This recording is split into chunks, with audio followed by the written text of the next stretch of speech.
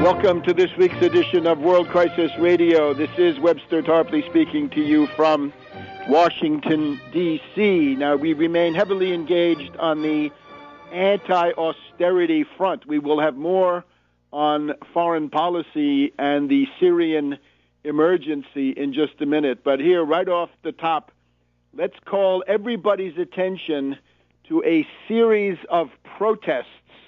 They are billed as candlelight vigils, but let's treat them as protest demonstrations.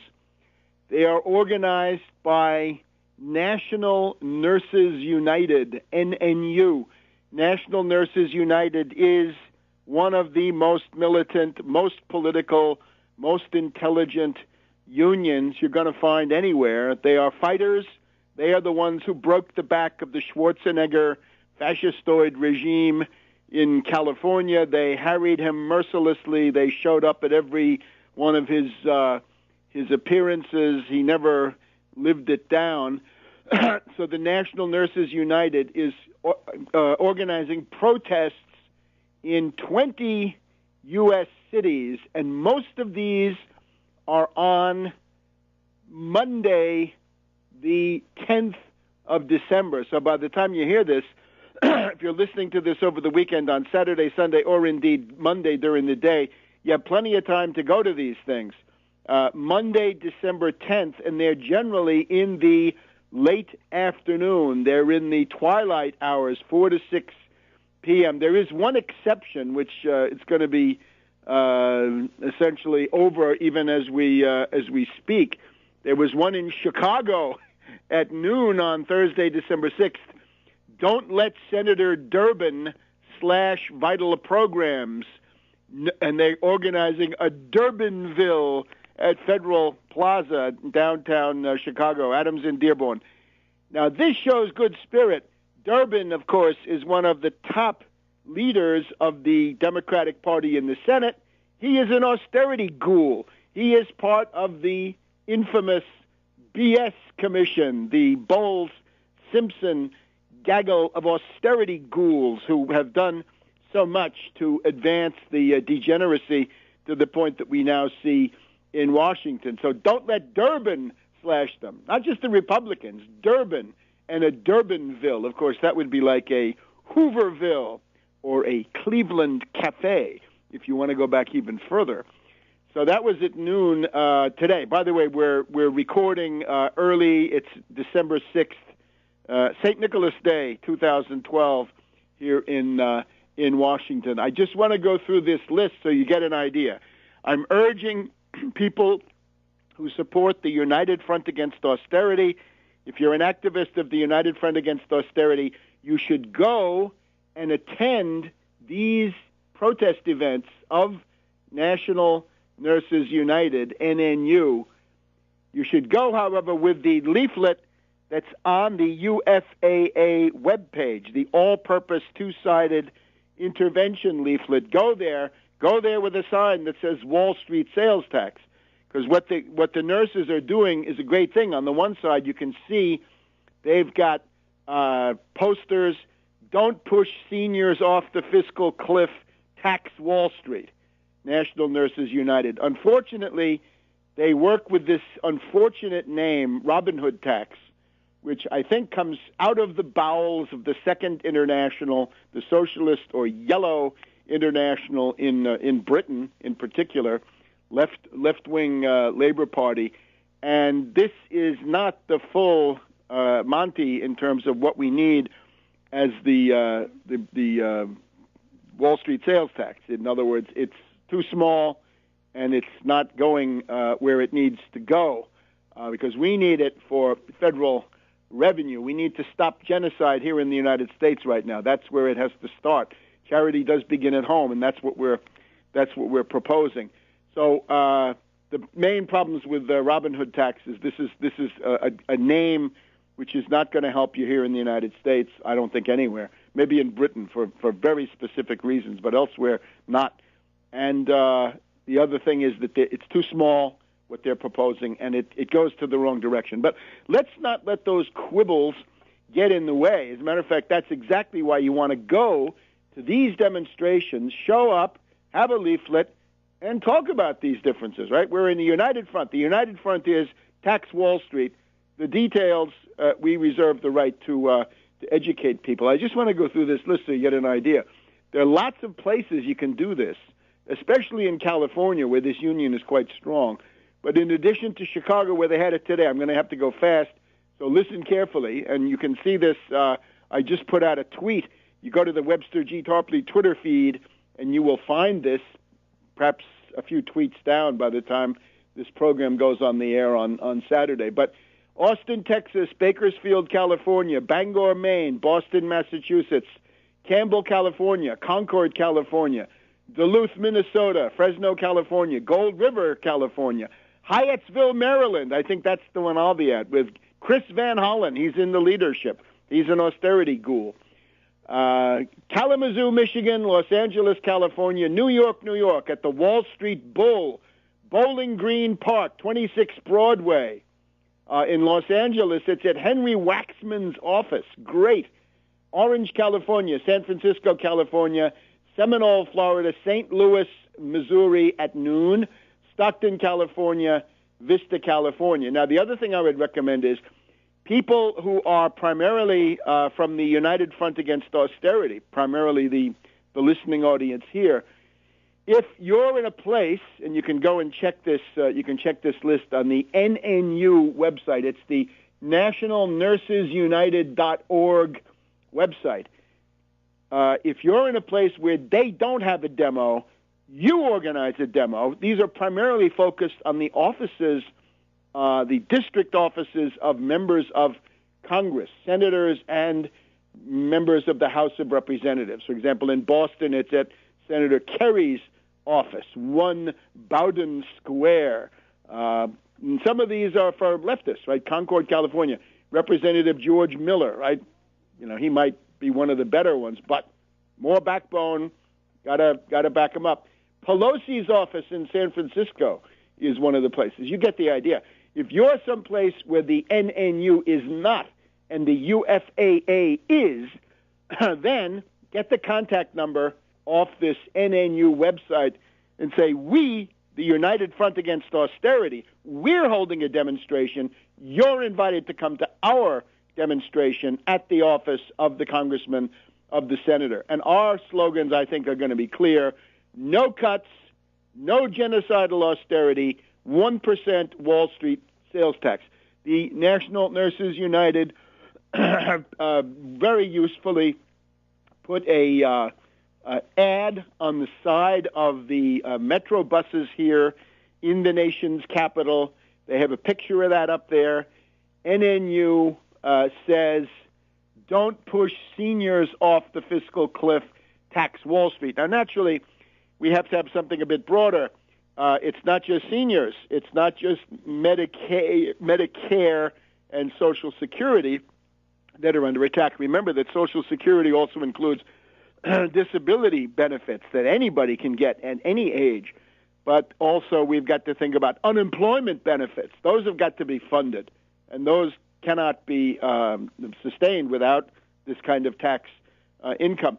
Food stamps, perhaps more than anything, is the central front in terms of immediate genocidal effects, right? If you've got 50 million Americans who really have nothing left, no job, no jobless benefits, no health care, no welfare, because Clinton stole that 15 years ago, what they're left with is food stamps. And if you start cutting that, that's genocide. Democratic proposal, minus $5 billion. Republican proposal, minus $20 billion. So we've got the Republicans on the express train to Nuremberg and the Democrats on the local to Nuremberg, but they're all headed to Nuremberg. So also think about child nutrition, think about Pell Grants, think about child health. It's got to be broad. We'll be back in a minute on World Crisis Radio. Welcome back to World Crisis Radio. So we are recommending that all supporters, well-wishers of the United Front Against Austerity, and I hope that's everybody listening in, go to the National Nurses United demonstrations. Your presence is a friendly one. You're not protesting them. You're joining their protest, but inevitably you're going to be the radical wing of the protest. They're going with H.R. 6411, the Inclusive Prosperity Act. Representative Keith Ellison of Michigan, I think, his tax is a 50-cent tax per 100, so it's a 0.5% on every 100 of stock trades, with lesser amounts on trades of bonds, derivatives, and other financial instruments, which could raise up to $350 billion a year for jobs, healthcare, education, HIV/AIDS, and climate change. Well, watch out for the carbon tax scams coming from Al Gore and his co-investor there, Mr. Blood of London, the Blood and Gore hedge fund. You see what the issue will tend to be. And why less on derivatives? No, stocks are at least in some cases a share of ownership in an industrial corporation. There are a few left. But derivatives are always parasitical. If anything, the rate on derivatives should be higher, not lower, and other financial instruments, so that you would then be getting, if you put a proper tax on the notional value, the value of the underlying pledged asset, or the asset from which the price of the derivative is thought to be derived, according to the Black-Scholes method or whatever it is. You've got to add that at the full 1% minimally. There's going to be a differential. Again, it's got to be tax derivatives more, not less, because they are always parasitical, destructive, and toxic. So according to my calculation, and you can see this on Tarpley.net, you can see that the 1% Wall Street sales tax gets you into the many trillions of income, of revenue for the federal treasury. And that, again, has got to be split with the states. And the principal destination, which I think they're recognizing, they're saying don't push seniors off the fiscal cliff. It doesn't say don't push the polar bears off the fiscal cliff or the penguins off the fiscal cliff. It says human beings. And again, it's more than seniors. It's anybody who needs food stamps. That can be anybody of any age. Anybody, any family that needs unemployment benefits if a wage earner has lost a job, that can be at any age. And then the specific ones, the WIC, high-protein meals for expectant mothers and babies, that's got to be covered. And then the SCHIP, the state insurance, health insurance for children. So and things like Pell Grants, right? If you're a low-income student, your only chance to go to college is Pell Grant. All of these things. So it's a much broader spectrum. And, of course, to the extent that the federal government has guaranteed student loans, when we, and I say when, we engineer the student loan freeze, the moratorium, and that then presumably will become an amnesty within a few years, a cancellation, there will be something the federal government will have to pay on that, unless we can convince certain zombie bankers to relent. Maybe we can do that too. Maybe if they've got criminal indictments, they might be more reasonable. But you get the idea. So we will require this for human purposes.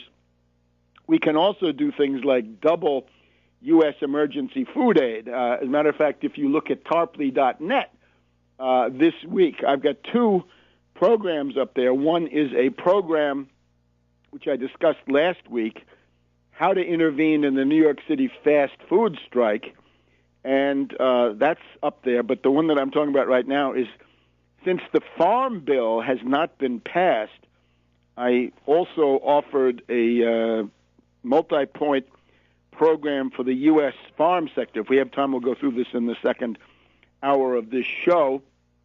Part of the reason for this is that there's now a very active and really exemplary branch of the United Front Against Austerity in Lincoln, Nebraska. And this very active chapter, led by some very capable people, has gotten a write-up in the Daily Nebraskan the newspaper of the state university, talking in particular about the Wall Street sales tax. But one of the things that's in the broader program, which can I think take this agitation even further, is we want to double U.S. emergency food aid. Right now, the U.S. provides about half of all emergency food aid in the world for areas stricken by famine.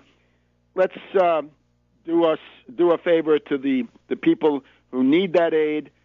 Let's do a favor to the U.S. family farmer by doubling the U.S. Department of Agriculture purchases of emergency food aid. And I want to remind you, the leprechaun, Ron Paul, as part of his genocidal shenanigans, one of the things he wanted to do was to eliminate the U.S. Department of Agriculture and totally eliminate U.S. emergency food aid. So he would have cut the existing food aid in this troubled planet of ours by half. Half of it would have disappeared. The U.S. share would have been gone with the leprechaun because it violates the Austrian school. And, of course, he would probably take a tour around Africa and say, well, you're dying, but, you're doing it for the greater glory of the Austrian school. Instead, let's not cut it in half. Let's double it and then proceed from there. We may have to double it again. It reminds me about what Lloyd George said about how many machine guns do you need. And he said, take the War Office estimate, square it, double it, and then if you can, double it again. So maybe that's what we should do with U.S.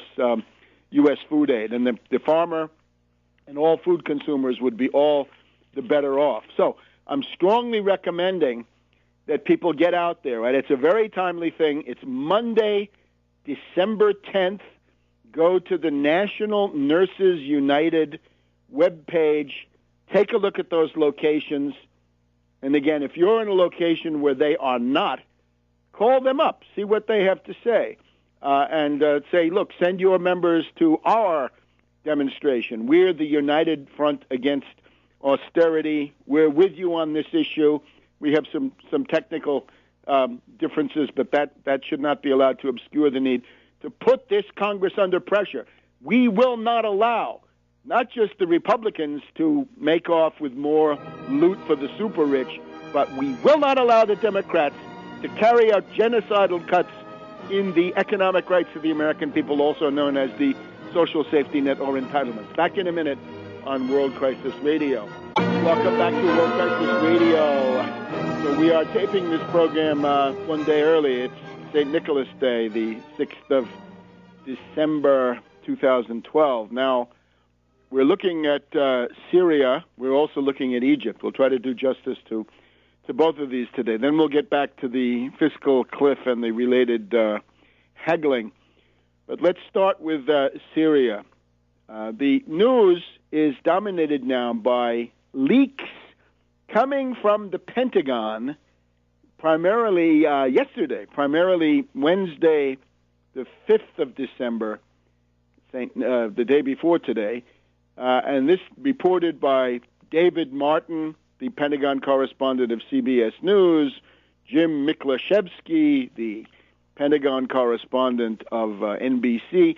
These are both speaking tubes of the nefarious industrial military complex in general. But specifically, it looks to me like the Petraeus revanchists, the unreconstructed warmongers, neocons, Romniaks around Petraeus are attempting to redress the situation in their own favor by attempting to gin up a military conflict. These people were defeated in October, November in the area of intrigue. They were planning, and actually starting in September, right? These are the people who brought you Benghazi. This is the Mormon mafia, the ones who wanted Romney in there. Petraeus and that list of a dozen flag officers, general officers, admirals, and others to which names are being added, and we'll talk about that too.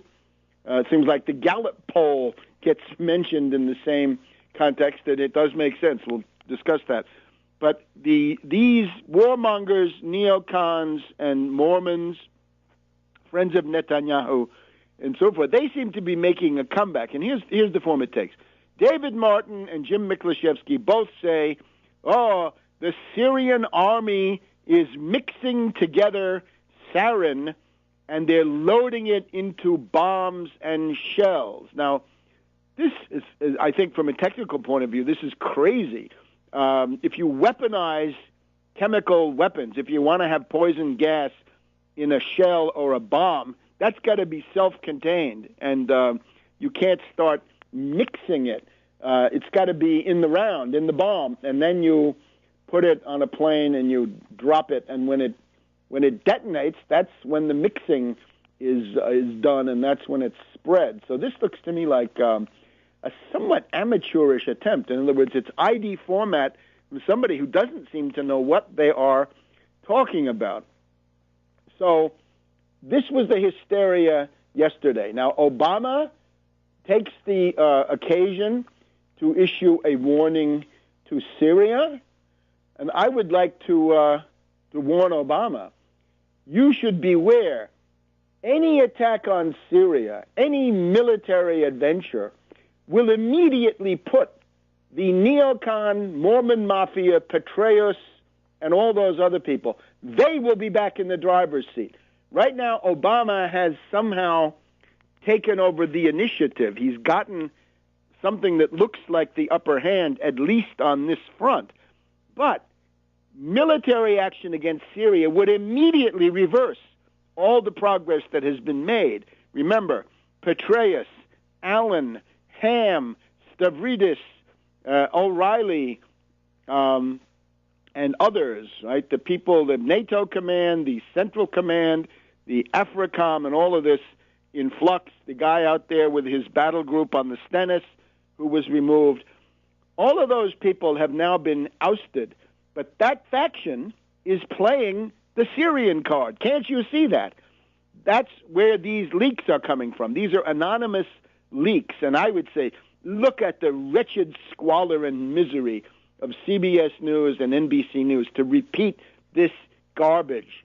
You know, unnamed, faceless, nameless Pentagon sources say the Syrian army is mixing the yellow cake or whatever it is. Yeah, yellow cake, right? That's the obvious comparison. Have these news media not learned that these kinds of leaks are the favorite gambit of warmongers who don't dare come out in public and advocate for what they want? So then we've got Obama issues his warning, Hillary Clinton moving into campaign mode, right?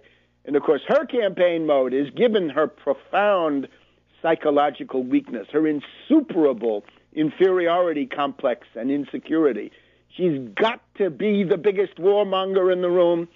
So she's got to go beyond Obama, and the difference is rhetorical, but it's significant. Obama says he wants to warn Syria. Hillary Clinton comes out and says, this is a red line. It's a red line. So now, in a way, she's gratifying the bankrupt Netanyahu. Netanyahu can turn around to Israeli public opinion and say, see, I wanted a red line, and now that regime in Washington has had to deliver a red line. We've also got Panetta. Well, who knows, right? He's supposed to be somebody who represents Obama. I think he represents Panetta. And Ban Ki-moon, our dear friend Hanky Panky Banky, also gets into the act warning Syria. So what is this hysteria? The Russian government, correctly, and we thank them, the Russian government says the United States is exaggerating the action around chemical weapons in Syria.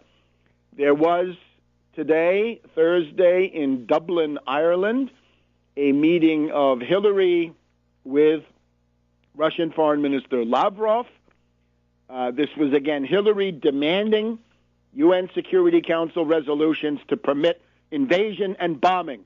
This is the warmonger hag, the warmonger crone that we're dealing with, the warmonger harridan we're dealing with in the form of this charming lady. And they did have Brahimi of Algeria, right, the UN representative there, this character is shifty, he is slippery, but fortunately Lavrov is not interested in dumping Assad. So most of what you hear, I think, in the Western media gloating about the weakening Russian refusal to have an attack on Syria, I think that is an illusion. But let's look at the somewhat wider picture. Ambassador Ford from the, let's say, from the death squad school of diplomacy, right, from the Negroponte school.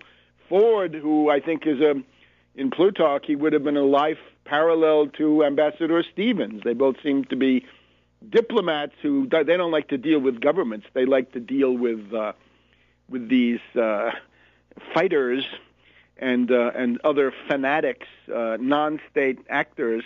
And of course, it's the pattern is a complete fraternization of the State Department with Al Qaeda. There's no way around it. If that's what the Republicans would like to get to at the bottom of the Benghazi mess, they can find it. Why don't they go right to that instead of dithering with all the stuff they've been telling us so far? So Ford says that Assad is about to fall. Well, he said this before. The USS Eisenhower, an aging aircraft carrier, right? I suppose it's one of the expendables. They always, in the past, right, when they had to send something into the Gulf in the hot time, they would always pick one of the older ones in case something went wrong.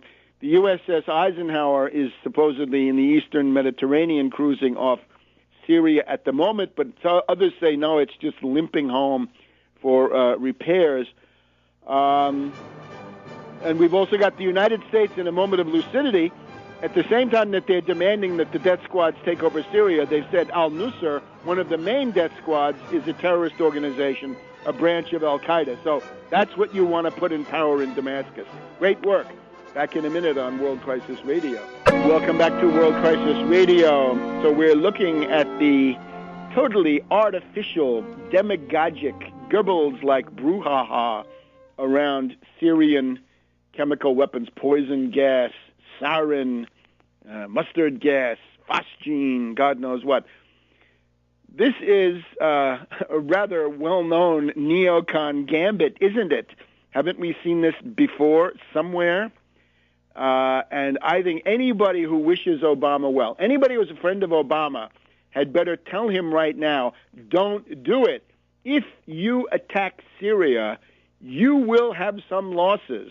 You will be smarting. You will be surprised how ugly, how it will get, and how fast. And that would apply to Turkey, too. Same thing for Erdogan. Don't do it. It's going to be a regional conflagration. But just from Obama's point of view, that will make you into LBJ. You will be a guy with whatever domestic program you have. We're very critical of that, but nobody will even care.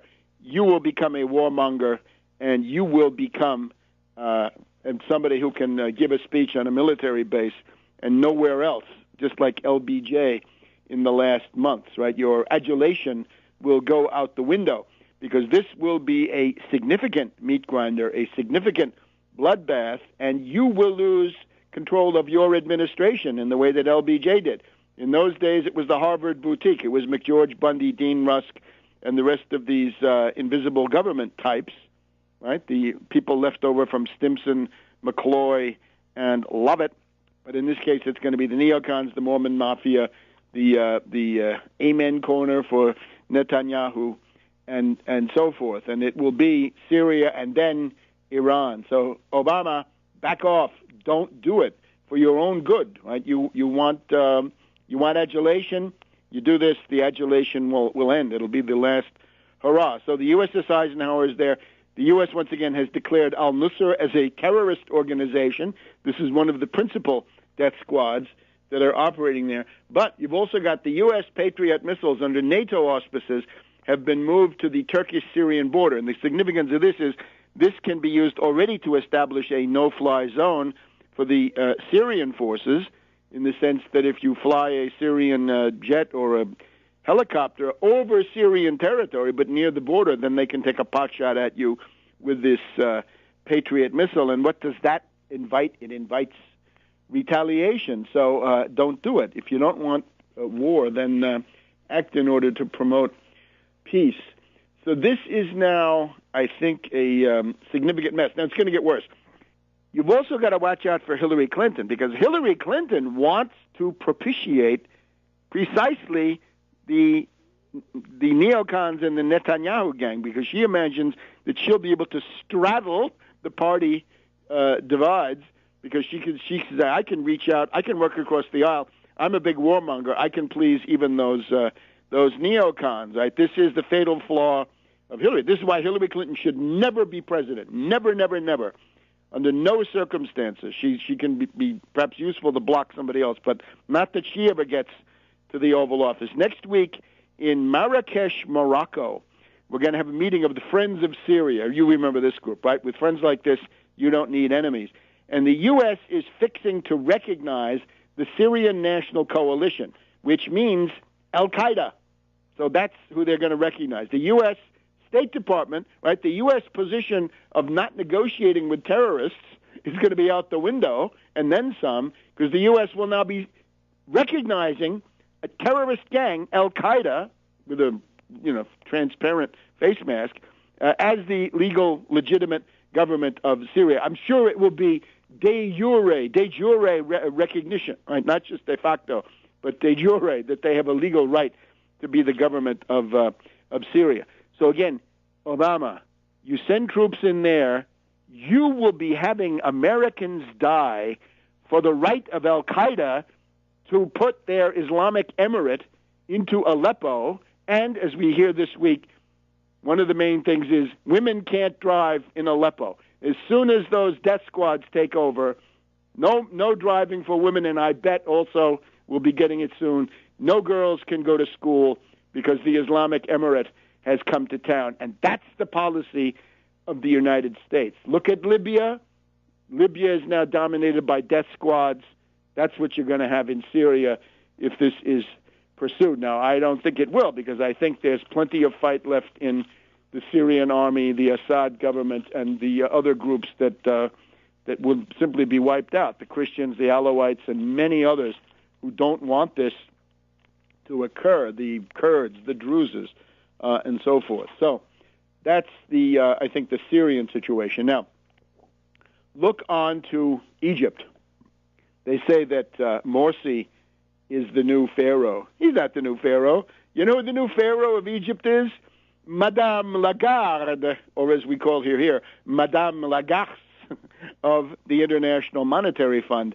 Madame Lagarde is the one who has successfully broken the resistance of Egypt to imperialism once again, using the inherent corruption, greed, cupidity of the Saudi-controlled Muslim Brotherhood, the Ikhwan.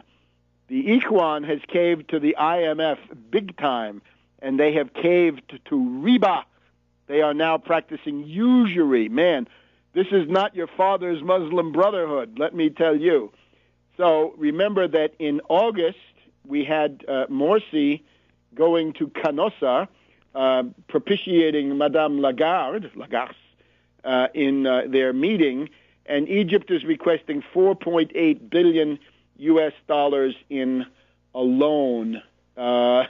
We warned you about this. This was the main issue regarding the Muslim Brotherhood and Morsi in general. Would they submit to International Monetary Fund conditionalities, the abrogation of sovereignty, throwing away whatever this so-called revolution had accomplished, and they've done it.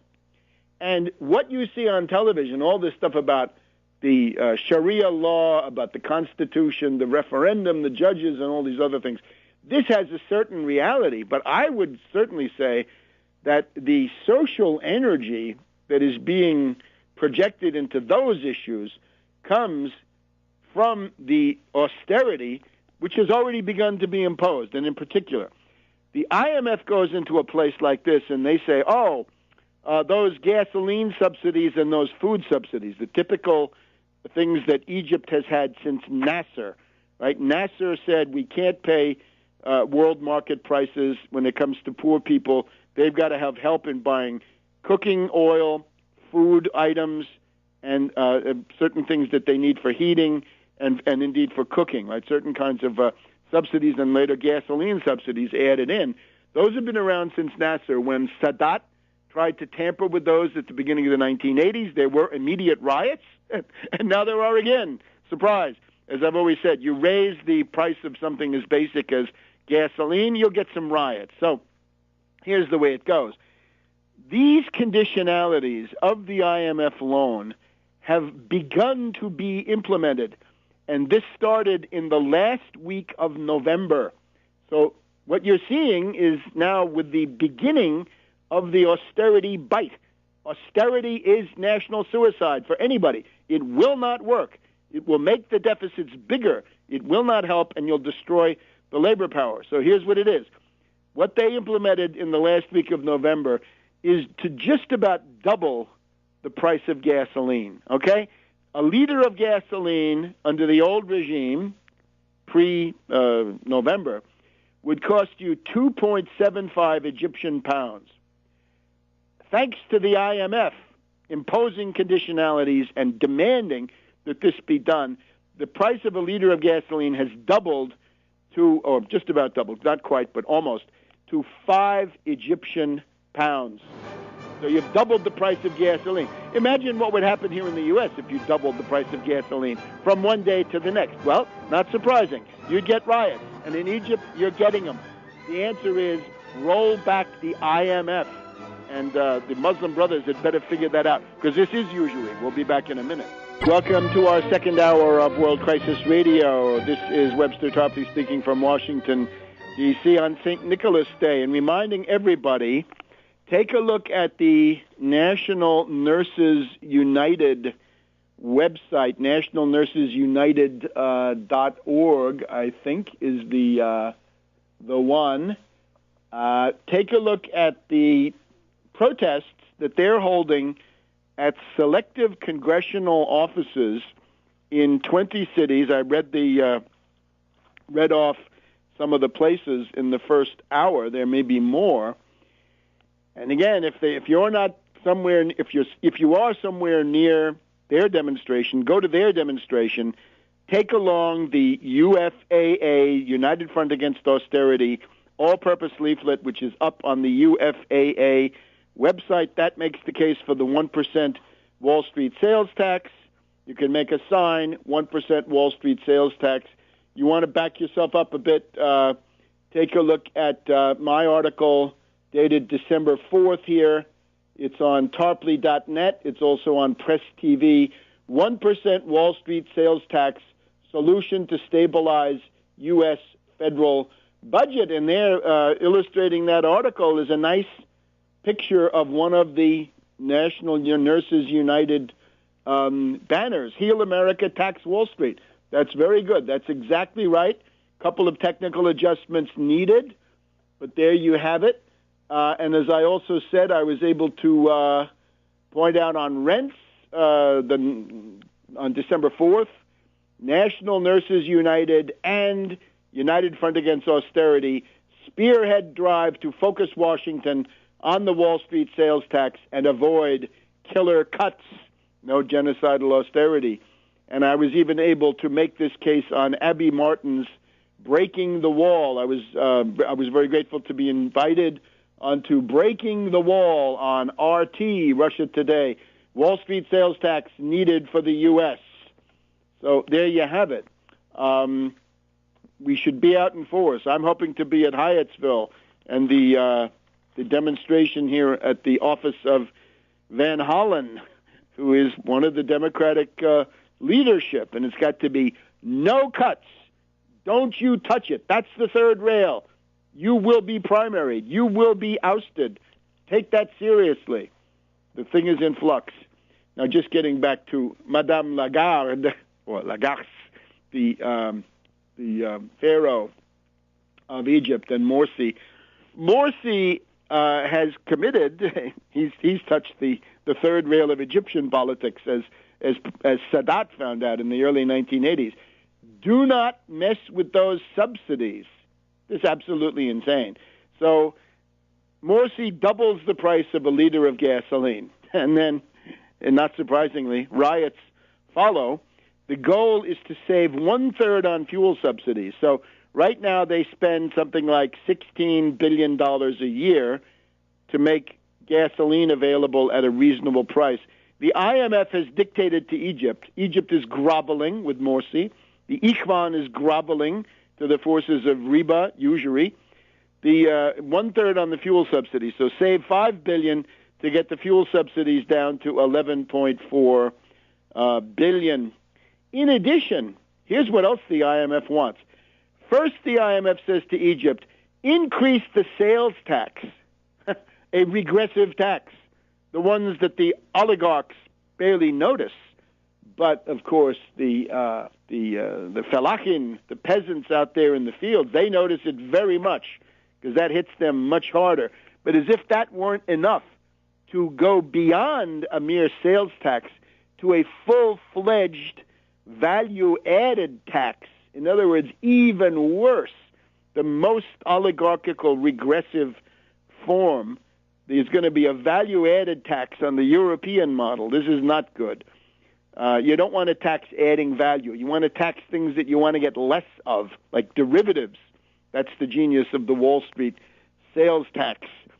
And the IMF is demanding property taxes and telecommunications taxes and or user fees. And they want budget austerity. My God. The deficit of Egypt, they say, the Egyptian deficit has got to be reduced from 11% of GDP last year to 8.5%. So they're demanding 2.5% of killer cuts, genocidal austerity. And, of course, in the middle of it, Morsi has a theological argument that when the IMF lends you $4.8 billion, they want usury, they want interest, riba. And Morsi has given a speech saying, no, it's not riba. We don't do that. We don't engage in forbidden activities. But I'm sorry, dear Morsi, that's exactly what you're doing. So this, I think, is tragic. It shows that the people who are interested in reform needed to pay more attention to economic program from the very beginning, and realize that the problem with the Muslim Brotherhood is that this is exactly what they're going to do. And I've warned about this repeatedly. Right? I've pointed to this quite a few times. So that's the tragedy ongoing in Egypt. Now let's look at the haggling here in the U.S. First of all, let's look at the struggle front. We have a few more things from the struggle front. I would urge you to take a look at Tarpley.net. Always check Tarpley.net, check Webster G. Tarpley Twitter feed. When you go to Tarpley.net, you can easily go on to Twitter and to Facebook. They're all hooked in. Let me remind you, if you don't want to be completely bewildered by what's going on now, if there's going to be an attack on Syria, it's going to be the CIA Mormon Mafia taking the lead, right? The revanchists who now want revenge because their man was not allowed to seize power with a vote fraud-assisted Karl Rove signature coup. Just too weird. It's a prophetic title. Just too weird. Bishop Romney and the Mormon takeover of America, polygamy, theocracy, and subversion. And out of those, I would focus on Mormon takeover of America and subversion. And let me remind you, it was actually interesting when we thought, what should the title of this be? There was a debate about it. So there was a certain sentiment say, call it the Mormon Putsch. But what's a putsch? Many people don't know. They've forgotten what a putsch is. And some said, no, let's have a coup. A lot of people don't know what a coup is. And some would say, well, that sounds too much like the Obama, the postmodern coup. So call it a takeover. But that is very nearly what happened. So this book essentially gave you better insight into the news than your than your daily newspaper by far, because it was out in front of these events, right? The manuscript was finished in mid-September. And the other thing I would recommend is go to tarpley.net and look up the 18th Brumaire. Remember, the 18th Brumaire, le 18 Brumaire. This is the coup d'etat by which Napoleon Bonaparte dispersed this committee of 500 people, and he got rid of, whatever was left over from the directory and other things, and made himself the first consul. In other words, the coup that gave state power to General Napoleon Bonaparte is the 18th of Brumaire, and it's the 9th of November, 1799, I believe. So that's in the French Revolution. That's a classic coup, right, for the whole 19th century in Europe. That was the coup par excellence, so much so that when Marx wanted to come around and mock Louis Napoleon Bonaparte, he said the 18th Brumaire of Louis Napoleon Bonaparte. Well, if I'm writing about that as when Petraeus got promoted or demoted to Afghanistan, the 18th Brumaire Petraeus, I'm saying that he's a coup artist, he's a putschist, and that's what we see. Back in a minute. Welcome back to World Crisis Radio. Webster Tarpley here in Washington, D.C. Let me also point you towards this draft farm program of the United Front Against Austerity. Restore the American family farm. That's the purpose. Let me just tick off the points. Stop all farm foreclosures with a modernized version of the New Deal Fraser-Lemke Act. Debt moratorium for insolvent farmers for the duration of the World Economic Depression. Nationalize the Federal Reserve. Start providing 0% long-term federal credit for farm operations, that would be more short-term, and capital improvements longer-term. Increase irrigation with an ambitious program of water projects, including NAWAPA, right, North American Water and Power Alliance, financed by 0% century bonds, that means 100-year maturities, by the nationalized Fed, the Bank of the United States. Restore parity price supports for farm commodities, set payments at 110% of parity or more for the duration of the Depression and the world food emergency. The 110% to get people back into farming now that they've been driven out. The sector has been depleted of the family farm. We wish to restore it with 110% of parity. Double U.S. overseas emergency food aid under Food for Peace. Fight famine. Don't worry about the politics. And if there's a famine area, do airdrops. Don't go in and try to use the food to impose political control. No cuts in food stamps, SNAP, Supplemental Nutritional Insurance Program, of the U.S. Department of Agriculture. Instead, increase the food stamp benefit from the current level, which is $1.48 per person per meal, to at least $3 per person per meal. Right? Let's have a few, some citrus, right? Let's not have pellagra, scurvy, and rickets, which is what we'd get under the Ron Paul plan, but also the Republican and Democratic plans. Liberalize the eligibility, right? Don't make people, crucify themselves in order to get some food stamps. And then to pay for the last three, 1% federal Wall Street sales tax. Half the proceeds go to the states under revenue sharing. That's a farm program, I think, that could go far to restore the family farm. And you're talking about a small and medium concern, right? You want to be a friend of small business? Support that program. If you're not doing that, you're a fraud, like the Republican Party, who dominate these states significantly. We've got the fast food strike going in New York. Interventions are ongoing there. You can see that program on tarpley.net. There is the California port strike. We hope to get around to that. It's still going on. One of the things we need there is tax penalties for exporting jobs.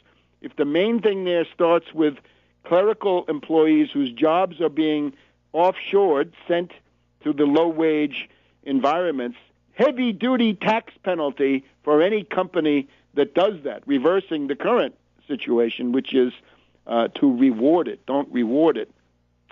Now let's also think. It's time to get busy on Twitter. The Twitter brigade has got to mobilize now. We've got to get UFAA, hashtag UFAA, and hashtag Wall Street sales tax, all one word. People have got to generate 5 to 10 of those per day. If we have a couple of hundred people generating those, we can indeed cause a stir on Twitter. The goal is to get it to be trending, right, in this day and age of collective behaviors, I guess we could say. We've got to really stir the pot for the Wall Street sales tax. And this, the nurses are doing what they can. They have some labor allies. They have 180,000 members, but we've got the programmatic leadership, so we got to put that out. Wall Street sales tax, UFAA, no cuts, no killer cuts, no genocidal austerity. The other thing we need is take back the airwaves. We've had this at various times, right, when there's acute dangers. Well, right now it's the austerity ghouls at the gates, right? It's like that the Night of the Living Dead when they're barricaded in this house and the zombies are all around. Well, it's the zombie bankers and the austerity ghouls. It's the Peterson Institute. It's Fix the Debt. We've got that guy. They're on the radio here in Washington. They've got the head of Honeywell coming on. Honeywell says, oh, we've got to have responsible budget reform. Honeywell, you don't pay any taxes. You're one of the companies listed in my Wall Street sales tax article. You're one of the companies that don't pay any taxes. Goldman Sachs pays nothing or virtually nothing. General Electric pays negative. They get more money back, and they're a hedge fund. They're not an industrial corporation. Wells Fargo, Citibank, Bank of America, they all pay zero federal corporate income tax in many years. It's supposed to be a 35% tax. They don't pay it. General Electric pays negative 45% in some years when the accountants are really outdoing themselves. So you get the idea. But look, Hannity, Limp Paw, all these other characters, Ed Schultz, get on there with the Wall Street sales tax. People who are at home, if you got a day off, if you're unemployed, dial in, be ready to wait, give them a good story, the call screener, I mean, and we'll get something going. So take back the airwaves. Twitter brigade must mobilize. Take back the airwaves must mobilize. Now, in terms of what's going on, Obama, as planned, is planning to sell you out, and it takes the following form. I've got here the Politico of Tuesday, December 4th. The White House proposal is to get, this is all over 10 years, right? These are 10-year figures. In terms of deficit reduction, well, first of all, the capitulations are Obama is willing to discuss deficit reduction. Obama willing to discuss deficit reduction. Why are we doing that? We should be talking about job creation. Job creation is our goal. So that's one. The second thing is, why in God's name have Social Security, Medicare, and Medicaid been allowed to come into this debate at all? It must be prevented, must not be allowed. So here's what he's got. Restore the Clinton tax cuts, the tax rate. So abolish the Bush era tax cuts for incomes above $250,000, I think, for a married couple. With that, they plan to get almost $1 trillion. Then tax reform, not specified, and then cuts to health entitlements, primarily Medicare, $350 billion. According to other accounts, it's $400 billion. Now, wait a minute. Obama, you've already carved out probably $700 billion. If it's not $700 billion, it's $500 billion from Medicare. And now you're going to have another $400 billion. You're going to get up to $1.1 trillion carved out of Medicare, and you're going to tell me this has no impact on the benefits? Because they say, oh, we gouged that all out of the providers. No, I'm sorry. That will not work. It cannot be allowed. Back in a minute on World Crisis Radio. Welcome back to World Crisis Radio. Webster Tarpley here in Washington, D.C. So here's what it is. We've got the full secret text of Obama's infamy. This is from the Washington Post Wonk blog. Susie Kim, K-H-I-M-M, already had this on November 29th at 6 o'clock in the afternoon. The White House's fiscal cliff proposal. Republican aides circulate what they say is the White House opening bid. Stage one, immediate increase in top marginal rates, as well as capital gains and dividends, $1 trillion almost. Additional taxes go up $600 billion. 2009 level estate tax, alternative minimum tax and business tax extenders plus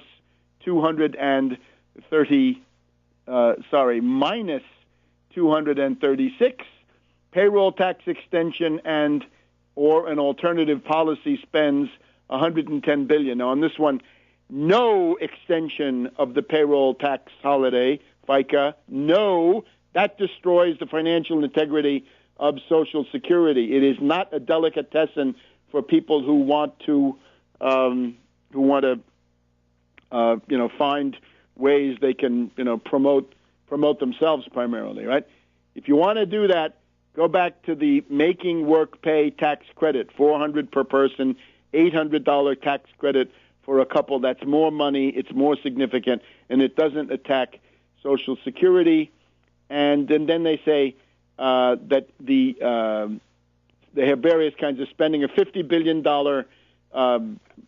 infrastructure program, that's chicken feed, but mass refinancing mortgage proposal, deferral of sequester so the sequester doesn't happen, savings from non-entitlement mandatory programs, extension of unemployment insurance costs $30 billion, the Medicare SGR patch, that's the doc fix, costs $25 billion, increase in the debt limit to avoid requiring Congress to vote on the increase.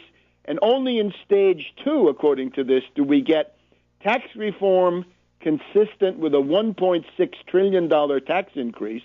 That's astronomical. That's going to be an attack on the middle class.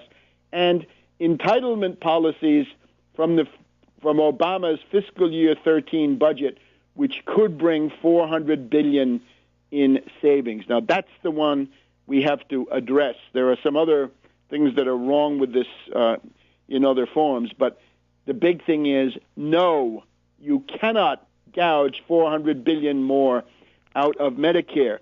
They claim that this is coming from the fact that the Medicare Part D does not bargain as effectively as Medicaid to save money on prescription drugs. They say that the Medicaid program, centrally done, is able to save about 45% off the market price of pharmaceuticals, but that Medicare Part D, designed by Bush, only gets about a 19% savings.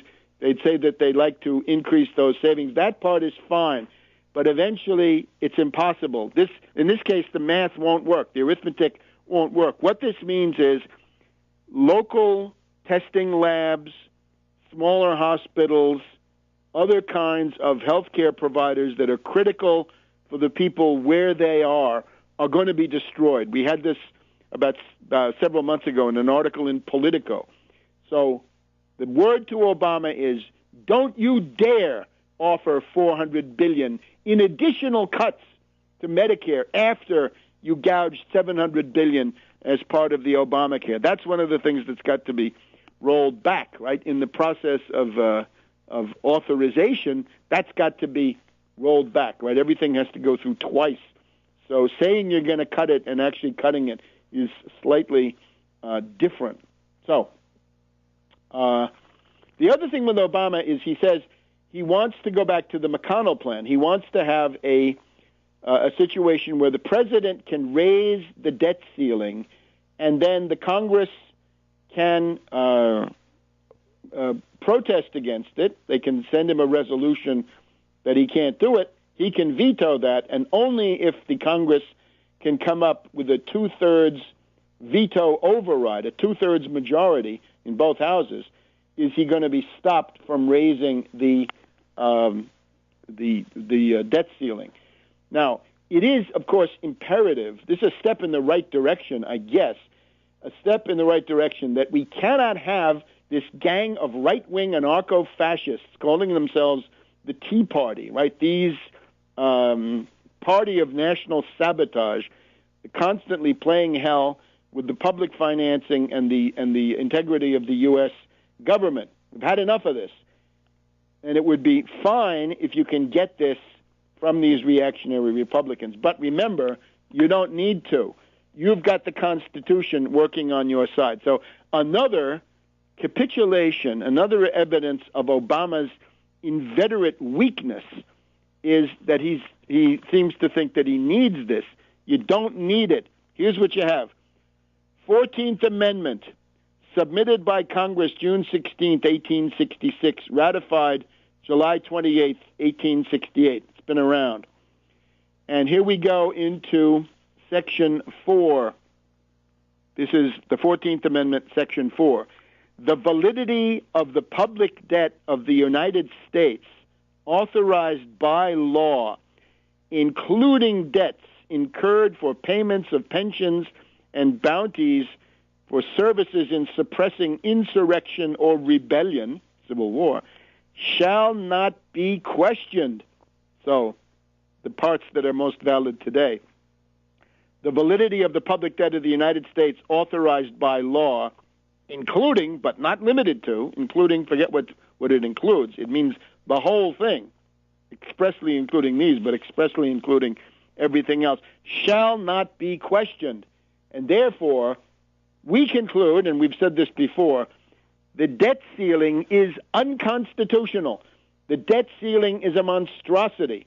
Once you have incurred those costs, once you have had the legislation passed, remember, only Congress can spend money. So once you've spent it, you've spent it. And if the Treasury needs to borrow in order to pay the bills on what you've spent, then so be it. That part has got to be automatic. So we cannot have the fascisto Republicans constantly sabotaging, disrupting with their lunatic concepts. Right? This is a party whose time has definitely passed. We have the 14th Amendment. It's explicitly for this. So we see Obama saying, I won't play that game. Prove it, Obama. If you won't play that game, say, look, I invite the Congress to negotiate in good faith, but I want to reassure everybody around the world the dollar is a currency. The U.S. Treasury bills and bonds play a critical role in the world economy. We're not going to cause chaos, disruption, bankruptcy, and so forth.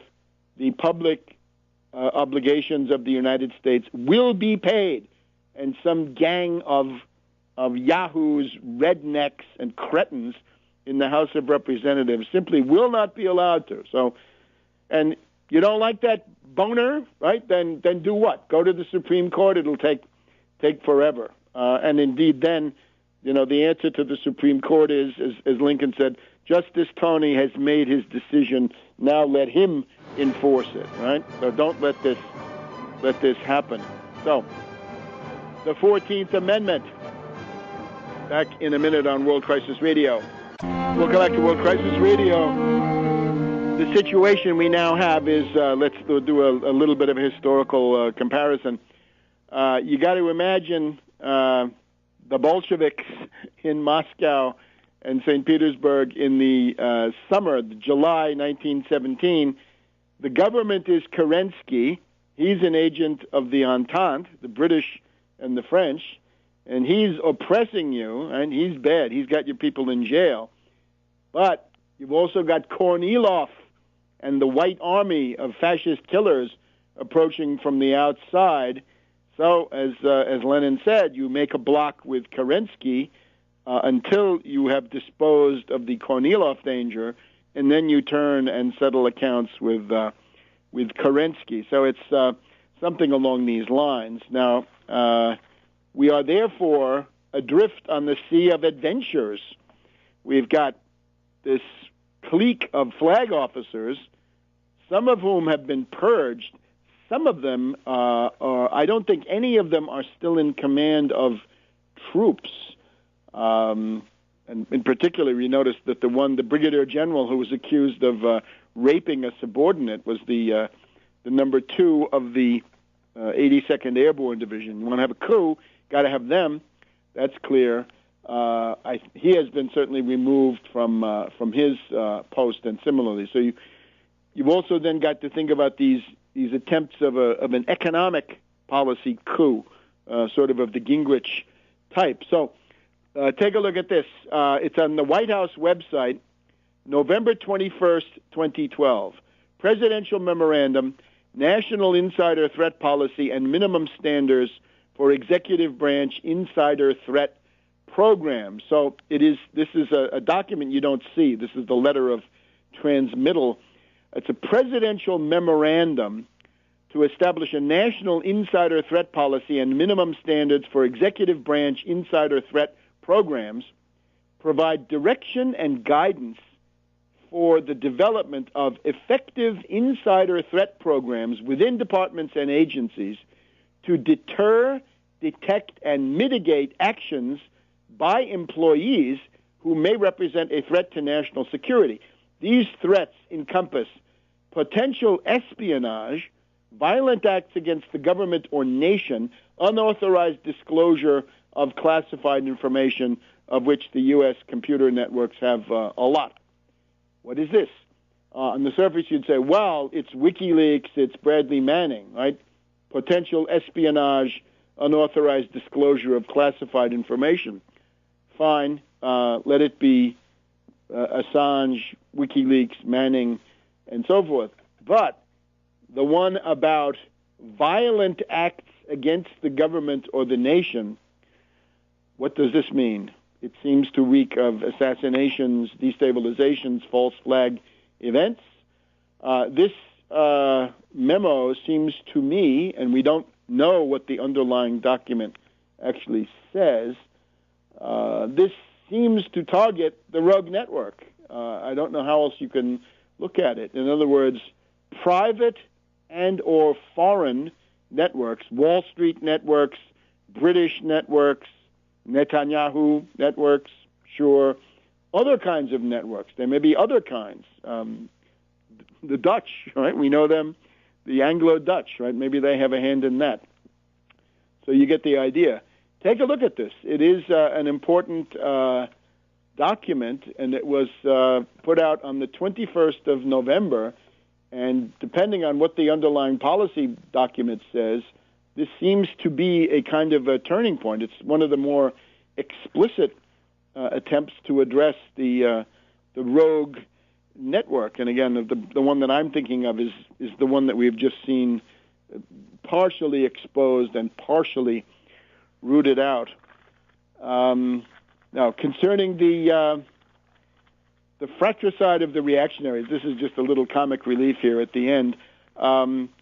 Senator Dement, that demented senator that we know, right, the tool of Koch, the guy that Koch was trying to use, the Koch brothers were trying to use Senator Demented of South Carolina to create a new super PAC. In other words, it would not be the Republican Senatorial Campaign Committee, but it would be the Koch brothers' ultra-reactionary, Yahoo campaign committee of Tea Party anarchist fanatics. Dement is quitting the Senate. I guess it was clear before that he was going to leave the Senate.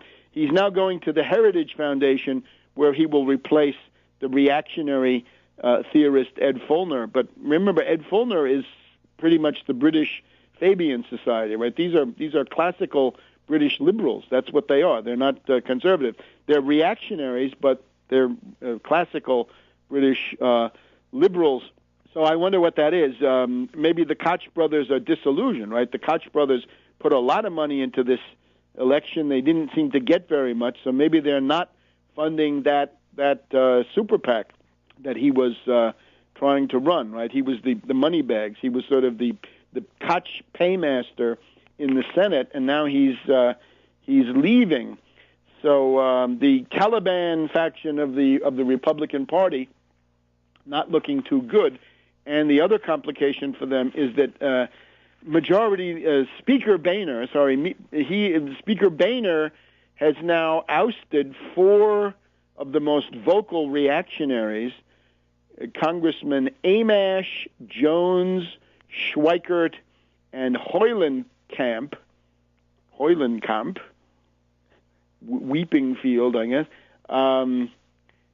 Those guys have been kicked out of certain committees where they wanted to stay, and they're not being allowed to stay. We've also got Palin accusing Boehner, I guess, of being a wuss. She thinks the United States is already bankrupt. Palin sees the communists at the gates and the U.S. bankrupt, and the Republican leaders are wusses. And we've got similar whining and complaining coming from Limp Paw and others, right? Limp Paw is concerned about low information voters. Well, he knows all about those. So you get the idea. The reactionary camp is not in good shape. And we're seeing these outbreaks of extreme parliamentary cretinism. Now, we don't have time to discuss this in too much detail, but what you're seeing, I think, is that the current Republican Party, with their ideological superstructure, their doctrine, right, their ideology, this is a figment of the party cycle which has now ended. It is the Southern strategy, right? Kevin Phillips, Richard Nixon, they're all the architects of the Republican Southern strategy, 1968 to 2008. But it's over. This is, you build a majority based on Southern states, white men, Christian evangelicals, so forth, and Reagan Democrats, because they're driven away from the Democrats because of cultural populist considerations. That's not working anymore. But you can see the reactionary mind cannot grasp that we've just gone through some kind of a watershed. When Rubio, the senator from Gusanos, is asked, how old is the Earth? He won't answer still because he's thinking, oh, my God, I've got to appeal to the Tea Party. They think the Earth is 5 or 7,000 or 10,000 years old. Then he has to go out on television and say, oh, I know the Earth is 4.5 billion to 5 billion years old, but there's also the theological side of it. Since when does theology come into such a question? And you can see Jindal of Louisiana playing the populist card. He says, the Republican Party has positioned itself as the people who fight for the privileges of the rich and who want to send the bill to the middle class. So what we've got is the Republican Party of the new cycle, the one that began in 2008, cannot understand that it is like the dinosaur. It has survived into an age where it's about to become extinct. And think back to the Whig Party of the 1850s and how they collapsed. And I think that's what I believe is possible for the Republican Party right now, but not if Obama attacks Syria and not if he caves on the entitlements question and the killer austerity. So the Southern strategy is over, but these ideologues don't get it. The mental world of the Tea Party is now finished, and we'll be back next week on World Crisis Radio. Commission, the Bowles, Simpson gaggle of austerity ghouls who have done so much to advance the degeneracy to the point that we now see in Washington. So don't let Durbin slash them. Not just the Republicans, Durbin and a Durbinville. Of course, that would be like a Hooverville or a Cleveland Cafe, if you want to go back even further. So that was at noon today. By the way, we're recording early. It's December 6th, St. Nicholas Day, 2012, here in Washington. I just want to go through this list so you get an idea. I'm urging people who support the United Front Against Austerity, if you're an activist of the United Front Against Austerity, you should go and attend these protest events of National Nurses United, NNU.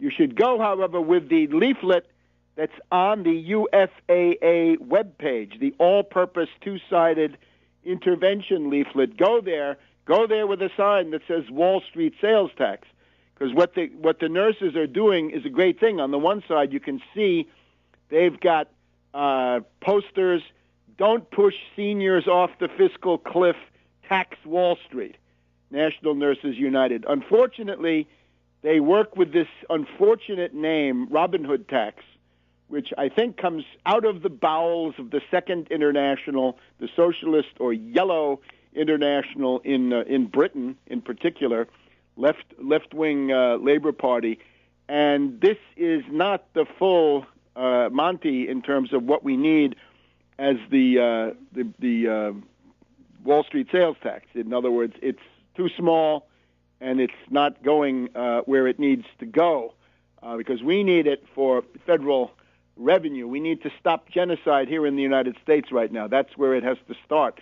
Charity does begin at home, and that's what we're proposing. So the main problems with the Robin Hood tax is this is a name which is not going to help you here in the United States. I don't think anywhere. Maybe in Britain for very specific reasons, but child health, it's got to be broad. We'll be back in a minute on World Crisis Radio.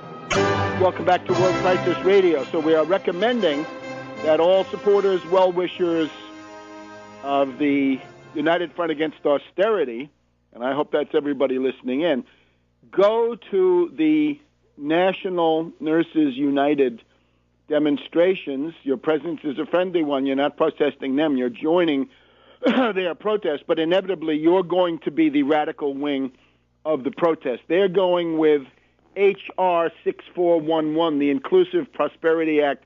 Representative Keith Ellison of Michigan, I think, his tax is a 50-cent tax per 100, so it's a 0.5% on every 100 of stock trades, with lesser amounts on trades of bonds, derivatives, and other financial instruments, which could raise up to $350 billion a year for jobs, healthcare, education, HIV/AIDS, and climate change. Well, watch out for the carbon tax scams coming from Al Gore and his co-investor there, Mr. Blood of London, the Blood and Gore hedge fund.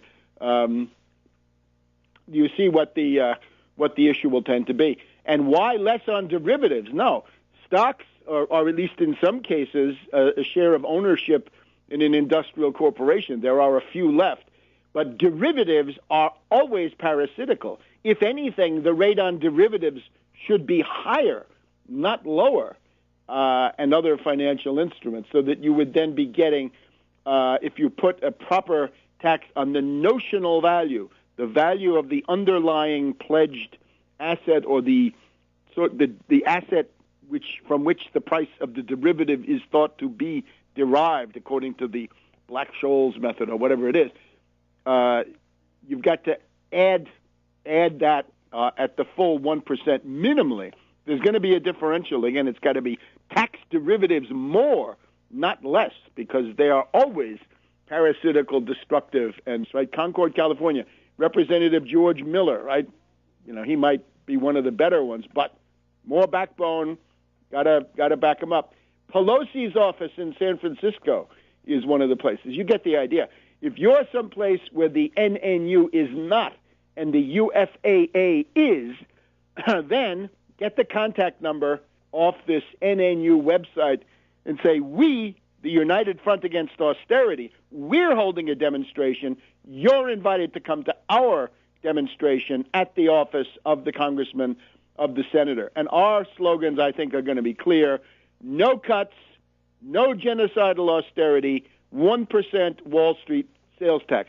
The National Nurses United very usefully put a ad on the side of the metro buses here in the nation's capital. They have a picture of that up there. NNU says, don't push seniors off the fiscal cliff, tax Wall Street. Now, naturally, we have to have something a bit broader. It's not just seniors. It's not just Medicare and Social Security that are under attack. Remember that Social Security also includes disability benefits that anybody can get at any age. But also we've got to think about unemployment benefits. Those have got to be funded, and those cannot be sustained without this kind of tax income. Food stamps, perhaps more than anything, is the central front in terms of immediate genocidal effects, right? If you've got 50 million Americans who really have nothing left, no job, no jobless benefits, no health care, no welfare, because Clinton stole that 15 years ago, what they're left with is food stamps. And if you start cutting that, that's genocide. Democratic proposal, minus $5 billion. Republican proposal, minus $20 billion. So we've got the Republicans on the express train to Nuremberg and the Democrats on the local to Nuremberg, but they're all headed to Nuremberg. So also think about child nutrition, think about Pell Grants, think about elsewhere, not. And the other thing is that it's too small, what they're proposing, and it goes to the wrong direction. But let's not let those quibbles get in the way. As a matter of fact, that's exactly why you want to go to these demonstrations, show up, have a leaflet, and talk about these differences, right? We're in the United Front. The United Front is tax Wall Street. The details, we reserve the right to educate people. I just want to go through this list so you get an idea. There are lots of places you can do this, especially in California, where this union is quite strong. But in addition to Chicago, where they had it today, I'm going to have to go fast, so listen carefully, and you can see this. I just put out a tweet. You go to the Webster G. Tarpley Twitter feed, and you will find this, perhaps a few tweets down by the time this program goes on the air on Saturday. But Austin, Texas, Bakersfield, California, Bangor, Maine, Boston, Massachusetts, Campbell, California, Concord, California, Duluth, Minnesota, Fresno, California, Gold River, California, Hyattsville, Maryland. I think that's the one I'll be at, with Chris Van Hollen. He's in the leadership. He's an austerity ghoul. Kalamazoo, Michigan, Los Angeles, California, New York, at the Wall Street Bull, Bowling Green Park, 26 Broadway. In Los Angeles, it's at Henry Waxman's office. Great. Orange, California, San Francisco, California, Seminole, Florida, St. Louis, Missouri at noon, Stockton, California, Vista, California. Now, the other thing I would recommend is people who are primarily from the United Front Against Austerity, primarily the listening audience here. If you're in a place, and you can go and check this, you can check this list on the NNU website. It's the nationalnursesunited.org website. If you're in a place where they don't have a demo, you organize a demo. These are primarily focused on the offices, the district offices of members of Congress, senators, and members of the House of Representatives. For example, in Boston, it's at Senator Kerry's office, 1 Bowdoin Square. Some of these are for leftists. Welcome to this week's edition of World Crisis Radio. This is Webster Tarpley speaking to you from Washington, D.C. Now, we remain heavily engaged on the anti-austerity front. We will have more on foreign policy and the Syrian emergency in just a minute. But here, right off the top, let's call everybody's attention to a series of protests. They are billed as candlelight vigils, but let's treat them as protest demonstrations. They are organized by National Nurses United, NNU. National Nurses United is one of the most militant, most political, most intelligent unions you're going to find anywhere. They are fighters. They are the ones who broke the back of the Schwarzenegger fascistoid regime in California. They harried him mercilessly. They showed up at every one of his appearances. He never lived it down. So the National Nurses United is organizing protests in 20 U.S. cities, and most of these are on Monday, the 10th of December. So by the time you hear this, if you're listening to this over the weekend on Saturday, Sunday, or indeed Monday during the day, you have plenty of time to go to these things.